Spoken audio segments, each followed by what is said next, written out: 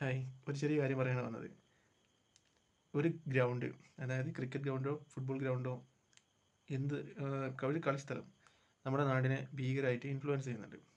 കാരണം പഴയ തലമുറയാണെങ്കിലും പുതിയ തലമുറയാണെങ്കിലും ഇപ്പോൾ ജീവിച്ചുകൊണ്ടിരിക്കുന്ന പ്രായമായിക്കൊണ്ടിരിക്കുന്ന ഏത് തലമുറയാണെങ്കിലും ഇനി ജനിക്കാൻ പോകുന്ന തലമുറയാണെങ്കിലും ഇവർക്കെല്ലാം ചെന്നിരിക്കാനും ഓടി കളിക്കാനും ഇപ്പോൾ ഗ്രൗണ്ടുകളും തോടുകളും പുഴകളും ഒക്കെ കുറവാണ്.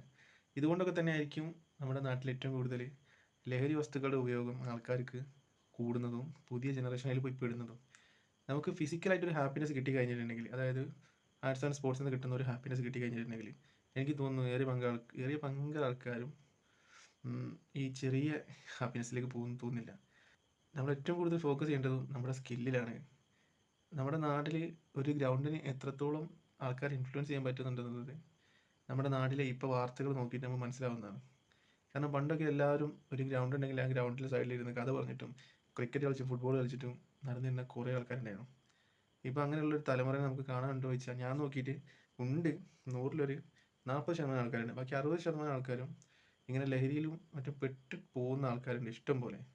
അപ്പോൾ എനിക്ക് തോന്നുന്നു ഏറ്റവും കൂടുതൽ നമ്മൾ ഈ സ്കൂൾ കാലഘട്ടം കഴിഞ്ഞ ആൾക്കാരൊക്കെ 10+2 ഇതൊക്കെ കഴിഞ്ഞിട്ട് ഇവരെങ്ങോട്ട് പോകുന്നു എന്നുള്ളത് നമ്മളൊന്ന് ശ്രദ്ധിച്ച് കഴിഞ്ഞിട്ടുണ്ടെങ്കിൽ, അല്ലെങ്കിൽ ഇനി അവർ പഠിക്കാൻ പോകുന്നുണ്ടോ, ഇങ്ങനെ ചെറിയൊരു കുഞ്ഞ് സർവേ നടത്തിയിട്ടുണ്ടെങ്കിൽ ചിലപ്പം നമുക്ക് നമ്മുടെ വരും തലമുറയെ തിരിച്ചു കൊണ്ടുവരാൻ സാധിക്കുന്നുള്ളതാണ്.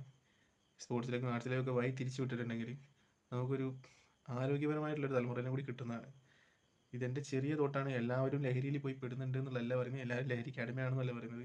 ഇങ്ങനെയുള്ള വാർത്തകളിൽ പെടുന്ന ആൾക്കാർ അതിൽ പെടാതിരിക്കാൻ, ഇനി പെട്ടുപോകുന്ന ആൾക്കാർ അതിൽ നിന്ന് തിരിഞ്ഞു പോകാനും നമ്മുടെ നാട്ടിലെ ആർട്സിനും സ്പോർട്സിനും കഴിയും, തീർച്ചയായിട്ടും കഴിയും. അപ്പോൾ നിങ്ങൾക്ക് എന്താണ് തോന്നുന്നത്? ആർട്സും സ്പോർട്സും ഗ്രൗണ്ടും മറ്റ് സ്കില്ലുകളെല്ലാം ആൾക്കാരെ ഇതിൽ നിന്ന് പിന്തിരിക്കുന്നത് നിങ്ങൾക്ക് തോന്നുന്നുണ്ടോ? എനിക്ക് തോന്നിയിട്ടുണ്ട്. ശരിയെന്ന് തോന്നുന്നുണ്ടെങ്കിൽ കമൻറ്റ് ചെയ്യൂ.